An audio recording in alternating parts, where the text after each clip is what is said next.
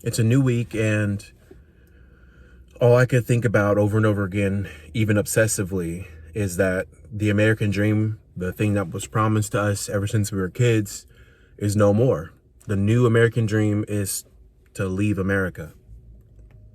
If you are my age, younger, or even in your 40s or 50s, there are a lot of us who don't believe that the American dream is built for us anymore. It was this promise that, if you keep your nose clean, do everything you're supposed to do, go to work every day, that even you too could have a 2-bedroom, 3-bedroom home, 2 baths, 2 kids, a dog, and a white picket fence. And if you even look at the price of homes today, that's a far cry from what's even possible. Wages have stagnated. The tax base is absolutely decimated. And it just seems like the divide between the haves and the have-nots is just extending further and further. Like, what are we supposed to do about this? How can you be expected to buy a home when the average home in America is over 400 grand now? And if I look around, I'm in the middle of America, the average home is now well over $260,000. I don't necessarily want to hop into the mathematics of being able to afford that, but it's typical for you to put anywhere from 10% down to 20% down to afford that. So if the home purchase price is 260 grand, if you guys want to use nice flat numbers, we can say $250,000. So if we take a $250,000 home, put down 10% of that, that means you're going to put down 25 grand. And if you're going to put down 20%, that means 50 grand. How is it possible for anyone to save that kind of money when the average cost of living is not only doubled in some places, but sometimes even tripled? Without that, the stagnation in wages makes it almost impossible. So you have other solutions that people talk about, FHA, things like that, but that only raises the principal amount of the loan, which makes it even still unobtainium for a lot of us. They're not considering that it's absolutely difficult to come up with even 5% down, given that we are all living paycheck to paycheck. Okay, well, not all of us. Not all of us live paycheck to paycheck, but it feels that way now. The American dream today is to just leave America, because everyone that I know, friends, family, well, probably not everybody, but a wide majority of the people I know, friends and family, coworkers, acquaintances, it doesn't matter. Everyone seems to be living in this mindset of paycheck to paycheck, just waiting for the next hit of dopamine so they can buy whatever useless item that we've been convinced that we want. It's honestly kind of sad. And I'm not saying the people are sad. I'm saying it's sad that it's come to this, is that it feels like there are several of us who have given up hope in general, and we're going to be stuck here. Now, there are a completely different sect of the population that's decided that maybe hope exists outside the borders of the United States. I know tons of people who have expatriated now to Colombia, Mexico, and there are tons of channels that you can even see online now where people are expatriating to Romania, the Philippines, Thailand, some other place in Southeast Asia. And that's just because what we were promised is no longer available. And that not only extends to the elites in the system, but for the veterans in the system. And what I mean by that is not like military veterans, but I'm saying the people who have been around quite a while, the people who like to show us the ropes. And I'm not going to point out any specific generation here, but I think you will all understand what I mean when I say the people who have a lot more lived experience. These people have bought their homes for nothing more than pocket lint and paper clips, and told us that, hey, if you work hard just like I did when I worked for minimum wage of $3 an hour and saved up my money and penny pinched together and bought my first home, right as I got married, those people, what they've done is they bought their starter home. They sold their starter home for an increase in profit. So they sold their starter home for, they bought their starter home, then they sold their starter home and made money. Then they go and they buy their second or third home, working their way up as they went. Now, as they were making more money, from their jobs, their employment, their typical W-2 salary, punch the clock 9 to 5, back when that was actually a means to make money. They then rolled into their forever homes. And they did this right around late 30s, early 40s, and now these homes are paid off. But here's the thing. When they prepare themselves for retirement, and as many more of them move into retirement, they now have these homes that are going for exorbitant amounts. When they bought their home for 80 grand or 120 grand, they're now doubling or tripling their money because the housing market's totally destroyed. And the housing market's destroyed for two major reasons that I can identify. The housing market has been destroyed, not by just inflation here, so we're not going to even count that as a reason. And a lot of you are going to say it's interest rates. No, the housing market was destroyed by two big reasons. Reason number one, the labor market destroyed the housing market. Because labor got so expensive to build a home, because a lot of us Americans were brainwashed into believing that blue collar work was for losers and white collar work, that's the way to go. So we all went and grabbed these educations like they were giving them out for free, because they partially were giving them out for free, which then drove up the cost of the home builders because there were so few of them. That's the first one. The second one were strict housing building code regulations that were put in place by the same people who bought their homes for paper clips, pennies, and pocket lint. And what I mean by this is you can see this in the form of HOAs. You can see this in the form of building code restrictions, and not only just large cities, but even in small towns where they don't want people building these smaller homes next to their big McMansions, which is absolutely ridiculous because it limits the amount of homes that can be introduced into the community, thus driving up their property values. They couldn't stand the idea of a new family moving in next door to them with their small, disgusting, unsightly home that's a ranch-style home, just like they had 30 to 40 years ago. They couldn't stand the idea of it. Just the thought of someone moving next to their big McMansion of 3,000, 4,000 square feet, 3.5 baths, 5 bedrooms, whatever. They couldn't stand it. And a lot of us, we weren't old enough to understand what was happening at the time, that this was going to lead to us, our generation, so millennials or younger, millennials, Gen Z, Zoomers, and then now Gen Alpha. It led to us being put into a cycle of being renters for the rest of our lives. I don't have a home that I've purchased. I rent a home, and I've been renting a home for the better part of a decade. There are many of you who are in the same position as me, where right when things start to get better for you financially because you are maturing in your career, then everything tends to go on this ebb and flow where the economy decides to just smack you back down. And so now you got to basically restart again, re-get things working again. Okay, great. Now I'm starting to make money. Now I'm ready to start preparing to save money to buy a home. And then whatever next existential crisis happens, whether that is COVID, inflation, the interest rates on the homes, it doesn't matter.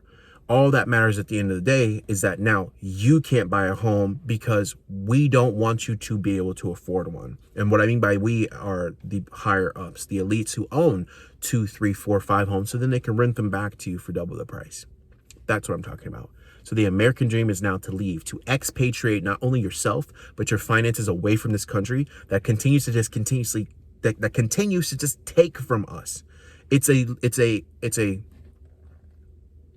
a system of leeches, ran by leeches, for the enabling of leeching, right? So the people at the top leech off the people in the middle in order to stay at the top, to keep their big, fancy, bureaucratical jobs, to then tell people that are below the people in the middle that, hey, it's the people in the middle, it's their fault that you're in the position you're in, so we're going to take from them to then give to you to hopefully perpetuate that cycle again, that you stay on that, so that way you can't be any better and you rely on us to continuously take from them to give to you.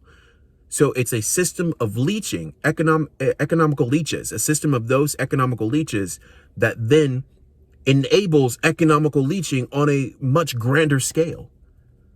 That's exactly what's happening here. And they're doing it so that way you don't have a choice but to rely on them.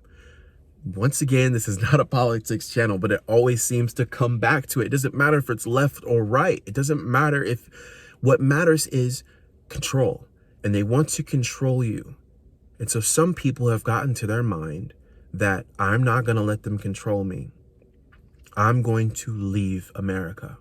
And there's a lot of young men out there who have also got this in their heads now too, that it's better to just get my passport.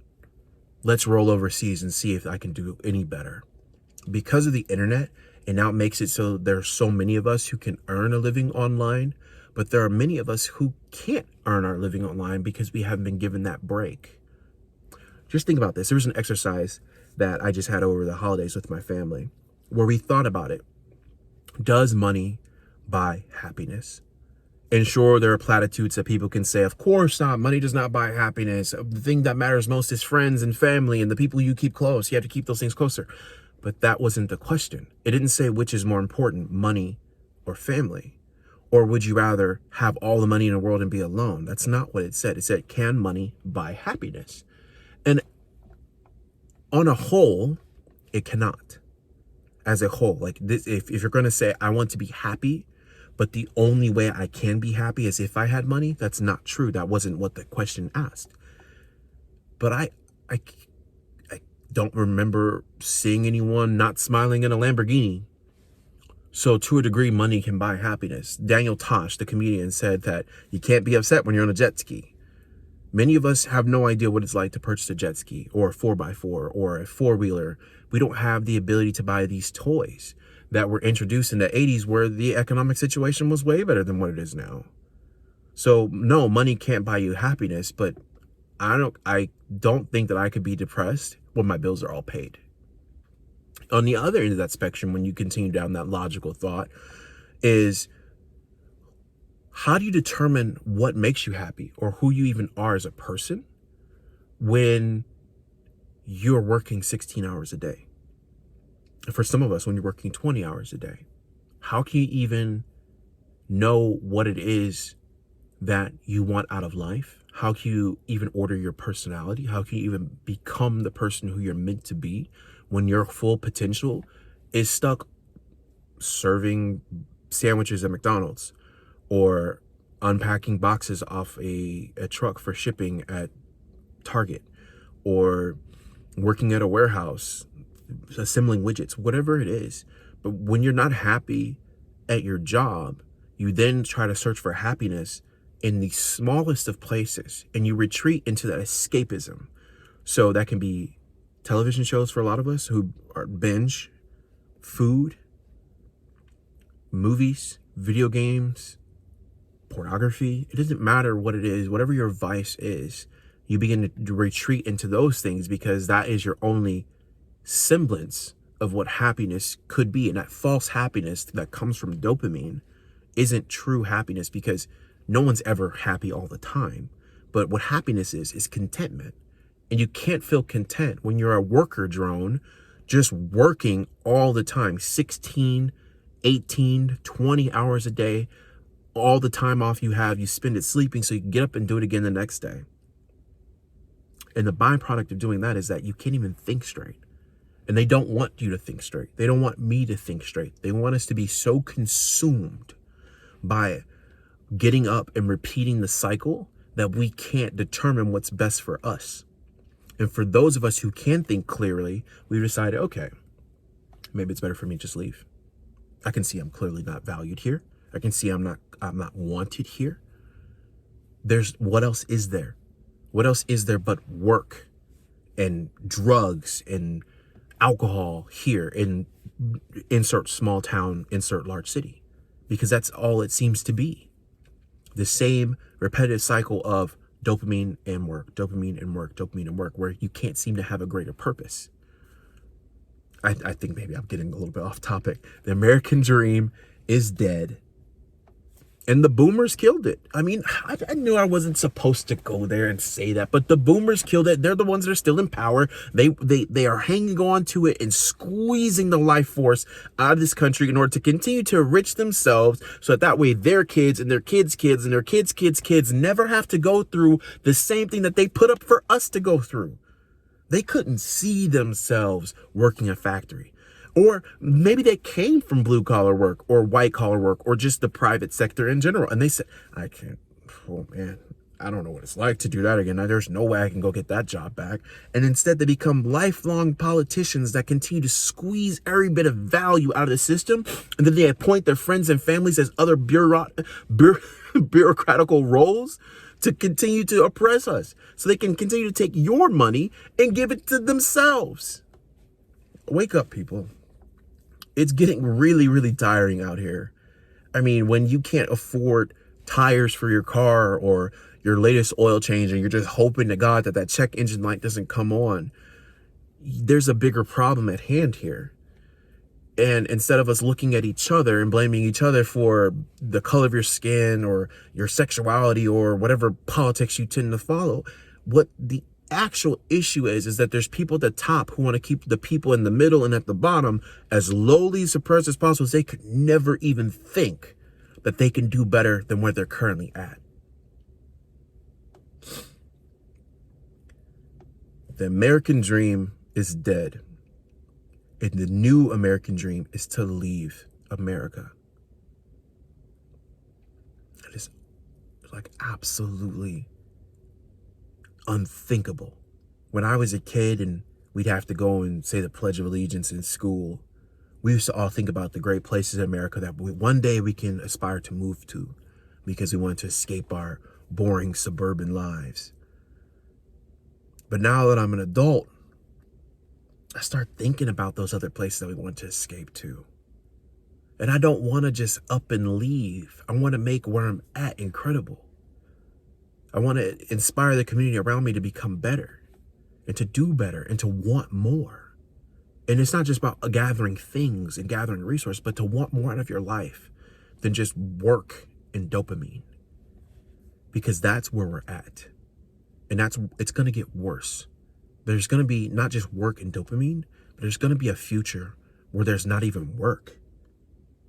And you might think that's a good thing until you realize that the rat race was the incentive that a lot of us had just to keep going. Because we thought that if we just run on this treadmill long enough, that maybe there's a light way out there in the distance that we can reach, we can get through this tunnel and we can be better. But when you take that away from some people, it's going to be absolutely devastating. UBI, that's the dark future ahead. Universal basic income. And on the surface, it sounds like unicorns farting rainbows and cupcakes topped with cookies, but it's not. Think about it. When the government's in charge of who gets to eat or not, who's to say that's any different from food coupons like they used to have back in the day, where you get your rations, or Soviet Union style governance? This is not a good thing. Consider the ramifications of, let's say there was a flat rate that they came up with. It was $1,000 and all these private sector jobs, they're now gone. So everyone gets $1,000.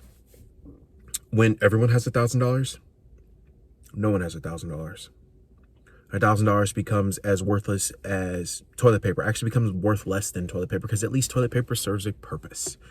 So what I'm saying by this is then your rents will go up by $1,000, because now there's a vying of power and an uneven balance where those who still provide something still need to be compensated for that which they supply.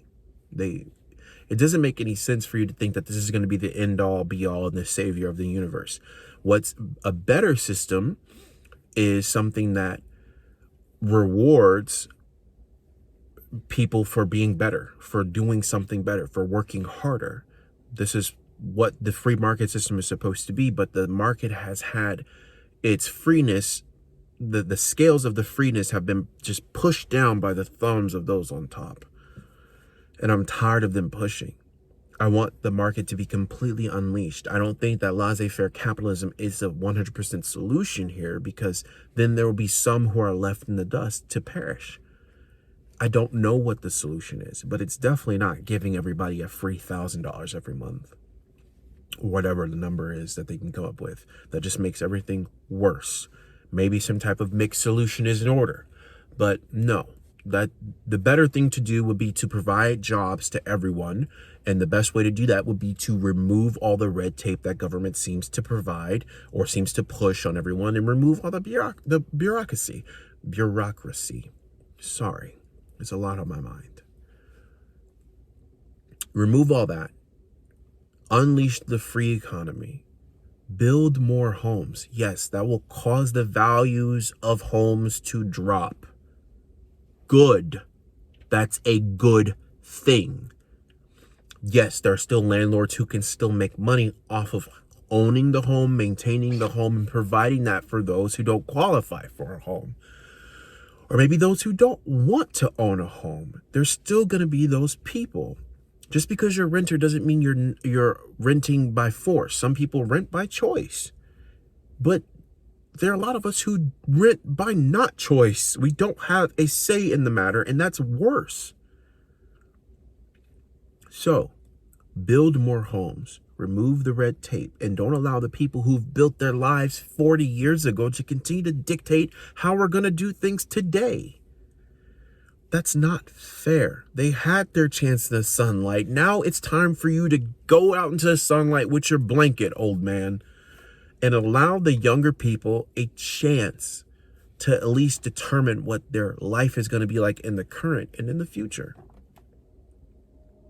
You know it's bad when people are like, I'm giving up on America, which is supposed to be the best place in the world. This is supposed to be the best place in the world to raise a family, to accomplish your goals, and to push towards your dream. That's supposed to be the best place in the world for it. And that's because there have been so many people raised up out of poverty by what America can provide. And that's amazing. But that is slowly going away. What has been there for our grandparents is no longer there for us today. They have whittled it down so that way only a few select people are able to get the basics. That's a problem. The question is, what are you going to do about it? What are we going to do about it? Are we going to continue to sit here and allow this? Or we're going to vote out the HOAs? That's the first thing. That's easy to do.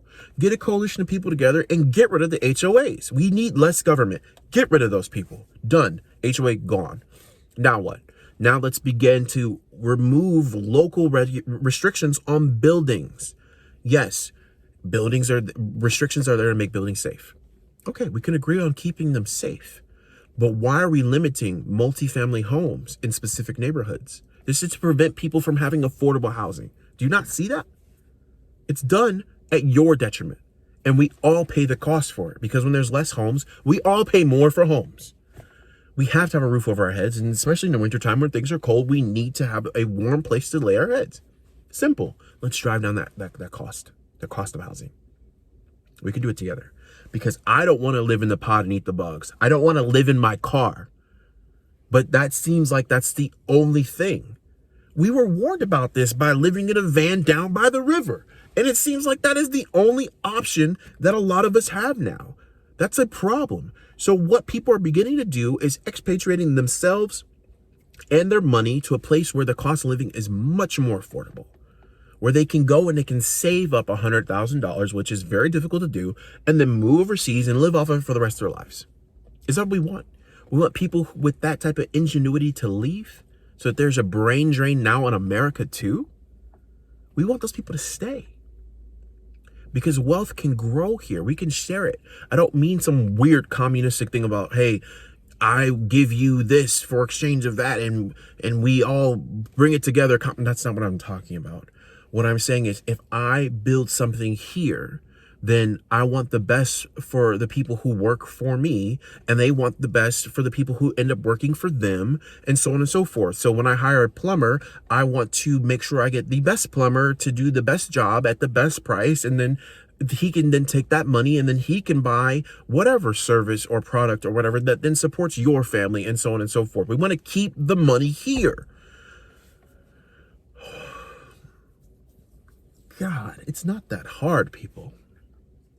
But we seem to have made it so difficult that no one can live anymore.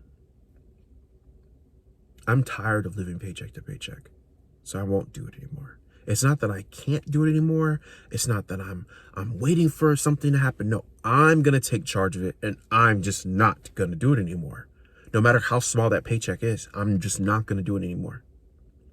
Starting today, I am going to start door dashing, and you guys will learn, and maybe some of you already know, I hate the word. It is a trigger word for me, side hustle. It is a trigger word. I absolutely hate it because it just implies that I have to hustle on the side in order to be able to make money. And that's not the way it needs to be. That's not the way it should be. That's not the way it was. So I refuse to call it that, but I am going to work my butt off. I'm going to work harder, and I'm going to work smarter, and I'm going to make sure I save some money. So starting today, I'm going to start that process, and I want to share it with you guys every single step of the way. Every dollar I make, every dime I spend in order to make that money, I'm going to share it with you. So then if it is something that ends up being successful, you can see it firsthand and you can do it yourself and replicate it. Obviously, for what I'm doing, you need a car or a bicycle. If you're in a urban area, a bicycle might work just fine for you. That may be much more approachable to be able to hop on Facebook Marketplace and buy a bike. In the wintertime, there's going to be issues with that too. So I will also share some work from home opportunities as well. If I find those, I'll make sure I share it all with you guys so you can see that this is not going to be someone yelling from the top of the mountain down to the people below that they can just climb up to. No, I am going to be hand in hand with you guys, putting my carabiners down and racking the ropes just like you guys, and we're going to climb it together. And if you want to climb alongside of me, I appreciate it. Thank you guys so much. Hit me up in the comments. Let me know how it's going for you as well. It's nice to know that I'm not alone in this because I felt so alone. I know that there's other people out there struggling. I know people personally that are struggling, but it's very different to know firsthand. I'm not just screaming at a cloud out here or screaming into the blackness, that I'm not the only one who's struggling and wants to do something different. I don't want to just continue to suffer. What are you going to do to make sure that you can reclaim your American dream here? And if going overseas is your dream, I want to know why. And then what are you doing to accomplish that? Because who knows, maybe traveling might be in my future. But for now, I have a kid here. I got to stay where I'm at. I got to support where I'm at. I got to grow where I'm at to make sure that there's something for her too. I don't know. It's nice to get that off my chest. I'll be back with another video when I start door dashing.